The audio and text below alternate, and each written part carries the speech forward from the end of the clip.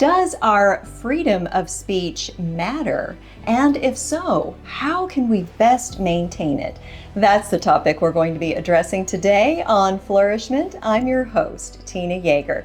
And today I am joined with the esteemed Troy A. Miller, who is president and CEO of the National Religious Broadcasters Association, Convention, and NRB TV. So welcome, Troy. I am delighted to have you here, and I can't wait to dive into this topic with you. Well, it's great to be with you today. Thank you. So in this section of our conversation about freedom of speech, I want to get into what we can do to protect and preserve our freedom of speech and what that looks like as we head to the polls this November and what people can expect. So first of all, what are some things that we're facing right now that people can do to be equipped to stand against the movement to limit freedom of speech?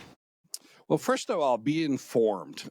There was a poll that came out earlier this year that Christians, and I think this might even go across society in general, were some of the most ill-informed people on the issues of the day. We have a lot of resources out there. There are a number of organizations that have put out voter guides to tell you where various candidates are on key issues that are important to you as a Christian or just issues in general. And so that I think the number one thing is to be informed, get informed. Don't live in a vacuum. Don't say, I don't need to do this. That's number one. Get informed. There's no excuse not to be able to find the information out about candidates, laws, policies, things that are being promoted or being put up on the ballots this year. The second thing is, one, get involved. It's not good enough to just get informed. Be involved. I am a strong believer that it is our Christian duty to vote, not just to sit back on our couches and look back and complain about things. It's our duty to vote. Been given this gift by our founding fathers, who were very godly men who understood what it meant to live under a tyrannical government, under a real monarchy and a dictatorship. So they understood this. They understood their rights, and they created a country that had never existed before, one where the people had the power, and the power of the people is in the ballot. And so if you're not voting, then you can't complain about the policies that are being established. Get involved and vote. Get informed and vote. That's two top ways you can really affect what's going to happen in the governance of our country. So what about those people who will say, and you may have heard this before, my vote doesn't matter. It's all up to the Electoral College anyway. Popular vote doesn't really count. What would you say about that? Well, it does matter because the popular vote is what drives the Electoral College. The college itself was put in place so that, these majority states and urban areas wouldn't be the ones that would driving, so that your vote, whether you're in rural Midwest or in the South or in urban California or the East, your vote would really count the same. So what the Electoral College does is kind of level the playing field, which in my mind makes your vote matter more than ever in that. And especially, look at the elections, the way they've been decided. If you live in one of these so-called swing states now, your vote's very important. The direction of this country really pivots on a very thin margin. And if people would get involved, you could see the country heading into a way that you believe, into the ethics that you hold dear to you, and into the morality and the values that you live out in your own life. And I think we have to understand that's really what's going on here. Can you see a great divide happening over matters like freedom of speech or any political topics that divide us into us and them camps? And how can we overcome that and talk about things like freedom of speech from a sense of unity and love and compassion, the way that Christ would have us do it?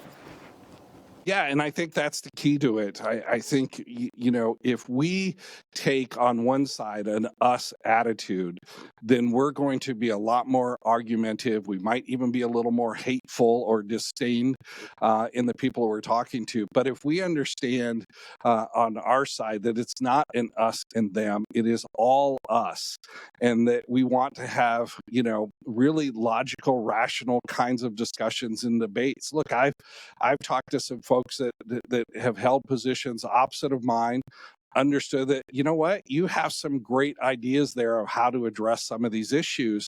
And together, I think we can move forward. But look, divided, we have to understand it's going to get us nowhere as a country. This is going to get us nowhere. But at the same time, that doesn't mean we compromise and back down. We need to be loving. We need to be caring. And as Christians, we should be the most loving people there are out there because of one thing. It's not about the temporal stuff of today. We understand that. We live in this temporal world. But as Christians, we understand it's all about where somebody's going to spend eternity. So do I want to win this argument at the expense of somebody spending eternity in hell? I probably maybe don't really want to win that argument. What I really want to do is win that person to Jesus Christ and to give them the hope in their life that they may not be seeing yet. So we have to have that attitude of love. But at the same time, look, history tells us the apostles, even Christ himself, didn't give up principles in order for love. Love didn't trump the principles. Some of the things that he said about the Pharisees and the religious rulers at that time, we would gasp as unloving and we'd ban him on social media. But he was trying to make a point. The deeper point was about their soul, the state of their heart, not about the current things that were going on right now. So we can speak the truth in love if we have freedom of speech. If we take that away, we won't be able to have these conversations. Oh, and that is key. That is the number one key. I really believe, and like you said, I'm also not big into conspiracy theories and all of these things.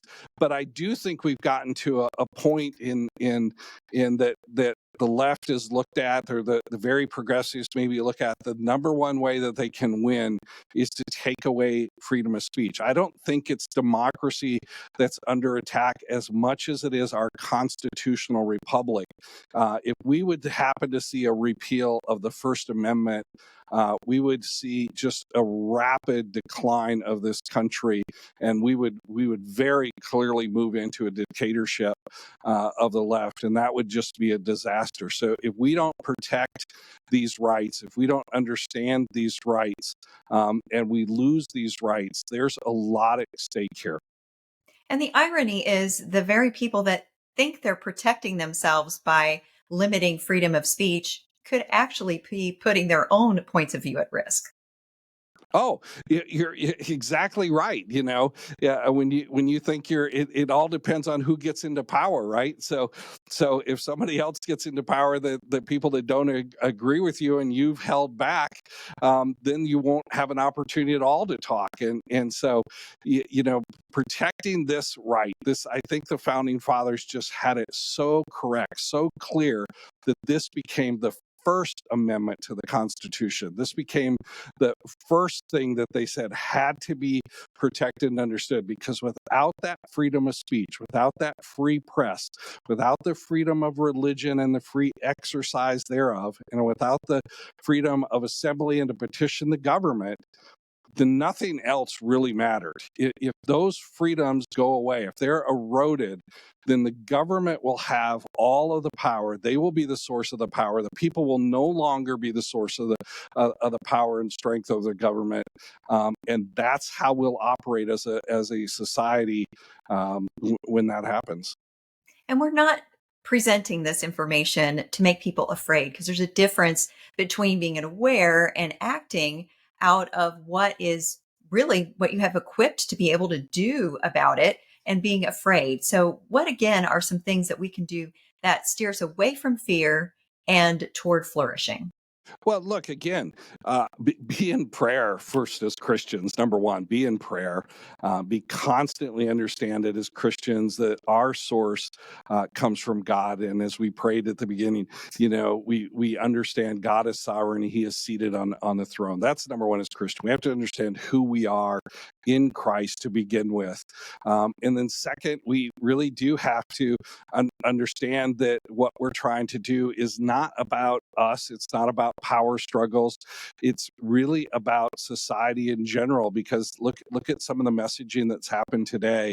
We've come a long way in movements to where now we're worried about protecting the mutilation of middle school and elementary kids, and that's a lot because we didn't get involved, because we didn't exercise our right for free speech. That's the number one reason where we're at in so many places in the institutions across this country. And so, look, if we as Christians aren't educated, aren't informed, and don't live out our worldview as through scriptures, then we have to understand where society is going. That's not, as you said, that's not fear mongering. That's just looking back at history and understanding what happens to societies, because we understand the root of the problem is the depravity of our hearts. And if we step back, then that depravity is going to see itself to go forward.